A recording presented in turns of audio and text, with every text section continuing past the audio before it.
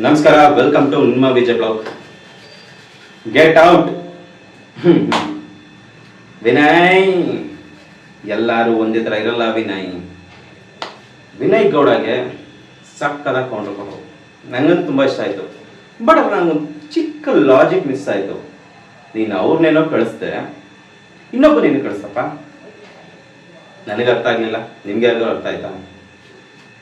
TRP gimmick. ನಾನು ನಿಜ ಹೇಳ್ತಿಲ್ವಾ, ಈ ಸರಿ ಅಗ್ನಿ ಪರೀಕ್ಷೆ ಅನ್ನೋದು ಅಗ್ನಿ ಪರೀಕ್ಷೆ ಅಲ್ಲ, ಬಕ್ವಾಸ್ ಬಕ್ರ. ಒಂದು ಕಾಮಿಡಿ ಶೋನು ಇಲ್ದಂಗೆ, ಎಂಟರ್ಟೈನ್ಮೆಂಟ್ ಶೋನು ಇಲ್ದಂಗೆ ಮಾಡಿರ್ತಾವೆ ಹೊರತು ಬೇರೆ ಏನಿಲ್ಲ. ನನಗೆ ಅದರಲ್ಲಿ ಆ ಹುಡುಗ ಮಾತಾಡೋದ್ರಲ್ಲಿ ರೆಸ್ಪೆಕ್ಟು. ಅರ್ಥ ಆಯ್ತಾ? ನಿನಗೆ ಯಾರಾದರೂ ಒಬ್ಬ ಗೆಟ್ಔಟ್ ಅನ್ನ ನಿನಗೆ ಎಷ್ಟು ಉರಿತದೋ, ನೀನು ಬೇರೆಯವ್ರ ಗಂದಾಗಲೂ ಅವ್ರಿಗೂ ಅಷ್ಟೇ ಕೋಪ ಬರುತ್ತೆ. ಆ ಹುಡುಗ ಎಷ್ಟು ಇನ್ನೊಂದು ಸ್ವಲ್ಪ ಮಾತಾಡ್ಬೇಕಾಯ್ತು ಅಂದ್ರೆ ಮಾತಾಡ್ತಾನೆ, ಕಟ್ ಮಾಡ್ತಾರೆ ನನ್ನ ಮಗಳು. ಬಿಕಾಸ್ ವ್ಯಾಲ್ಯೂ, ಮರ್ಯಾದೆ ಬೇಕಲ್ಲ, ಮರ್ಯಾದೆ. ಆ ಮರ್ಯಾದೆಗೋಸ್ಕರ ಕಟ್ ಮಾಡಿ ಸಾಕ್ಬಿಟ್ಟವ್ರೆ. ಸರಿ, ಈಗ ನನಗೆ ಇನ್ನೊಂದು ಹೇಳಿ, ಗೆಟ್ ಔಟ್. ಆ ಹುಡುಗ ಓಕೆ, ಏನೋ ಅವ್ನಿಗೋಸ್ಕರ ಬಿಟ್ಕೊಡ್ತೀನಿ ಅಂದ. ಓಕೆ, ಇವನೇನು ಕಳಿಸ್ದೆ ನೀನು ಇನ್ನೊಬ್ಬನ? ಯಾತಕ್ಕೋಸ್ಕರ ಕಳಿಸ್ತಪ್ಪ? ನನಗಂತೂ ಗೊತ್ತಾಗಿಲ್ಲ. ಸುಮ್ಮನೆ ನೀನು ಹೇಳ್ತಿಲ್ವಾ, ಕೊನೆಯಲ್ಲಿ ಇವ್ರು ಫಿಕ್ಸ್ ಆಗಿರ್ತಾರೆ, ಇವರೇ ಹೋಗ್ಬೇಕು ಅಂತ. ಅದು ಬಿಟ್ಟು ಇವಾಗ ವೋಟಿಂಗ್ ಮಾಡಿ, ನಾವು ವೋಟಿಂಗ್ ಮಾಡೋದನ್ನ ನಮ್ಗೆ ತೋರಿಸ್ತಾ ಇದ್ದೀರಾ ಯಾರು ವೋಟಿಂಗ್ ಮಾಡ್ತಾ ಇದೀವಿ ಅಂದ್ಬಿಟ್ಟು ಅಂತ. ಆದರೂ ವಿನಯ್ ಗೌಡ ಇನ್ನು ಸ್ವಲ್ಪ ದಿವಸದಲ್ಲೇ ಅಲ್ಲಿ ಯಾರು ನೀನು ಹೊಡೆದೋದ್ರು ಕೂಡ ಅಷ್ಟೊಂದು ಶಾಕ್ ಆಗ್ಬೇಕಾಗಿರೋದೆ ಅಂತ ಏನಿಲ್ಲ, ಹೊಡಿತಾರೆ ಇಷ್ಟಲ್ಲೇ. ನೀವೇನು ಮಾಡ್ತೀರಿ ಅಂತ ಆ್ಯಕ್ಚುಲಿ ನಿಮಗೆ ಗೊತ್ತಾಗ್ತಾ ಇಲ್ಲ, ನನಗೂ ಗೊತ್ತಾಗ್ತಾ ಇಲ್ಲ ಬಿಡು. ಫಸ್ಟ್ ಆಫ್ ಆಲ್ ನಿಮಗೆ ಗೊತ್ತಾಗ್ತಿಲ್ಲ ನೀವೇನು ಮಾಡ್ತಾ ಇದ್ದೀರಾ ಅಂದ್ಬಿಟ್ಟು ಅಂತ. ಅಷ್ಟು ಡಬ್ಬಾ ಥರ ಒಂದು ಶೋ ನಡೆಸ್ಕೊಡ್ತಾ ಇದ್ದೀರಾ. ಒಂದು ಗೇಮ್ನ ಹೇಗೆ ಸರಿಯಾಗಿ ಮಾಡಬೇಕು ಗೊತ್ತಾಗ್ತಾ ಇಲ್ಲ.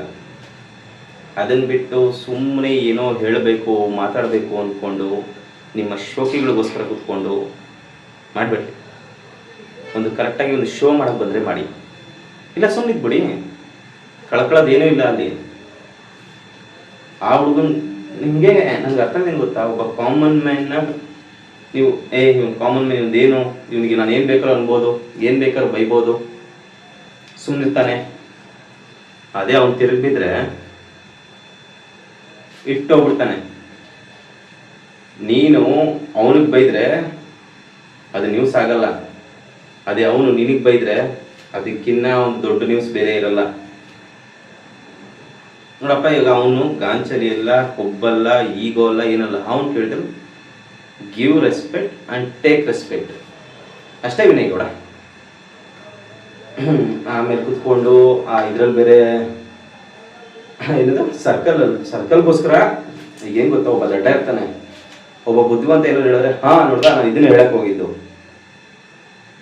ಸರ್ಕಲ್ಗೆ 2 ಸೈಡ್ ಅಂತ ಇವನೇನೋ ಹೇಳಿದ್ದ. ಅದಕ್ಕೆ ಯಾರೋ ಒಬ್ಬ ಇನ್ನೊಬ್ಬ ಕ್ಲಾರಿಟಿ ಕೊಟ್ಟ. ಆ ಕ್ಲಾರಿಟಿ ಕೊಟ್ಟಿದ್ದನ್ನ ನಾನು ಇದನ್ನ ಹೇಳಕ್ ಹೋಗಿದ್ದೆ. ಸ್ಟೇಜ್ ಮೇಲೆ ಇತ್ತು ಒಂದು ಸರ್ಕಲ್ಲು, 2 ಸೈಡ್ ಇತ್ತು, ನಿಮ್ಗೇನು ತೋರಿಸ್ರೆ ಕಟ್ ಮಾಡ್ಬಿಟ್ಟವ್ರೆ. ಎಷ್ಟು ಚೆನ್ನಾಗಿ ಪ್ಯಾಚಪ್ ಹೊಡಿತೀಯಲ್ಲ.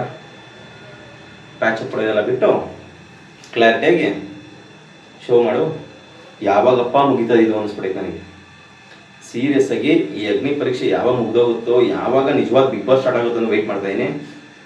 ನಂತರ ನೀವುಗಳು ಯಾರು ವೆಯ್ಟ್ ಮಾಡ್ತಾ ಇದ್ದೀರಾ ಆ್ಯಂಡ್ ನಿಮ್ಮ ಫೇವ್ರೇಟ್ ಕಂಟೆಂಟೆಂಟ್ ಯಾರು ಅಂತ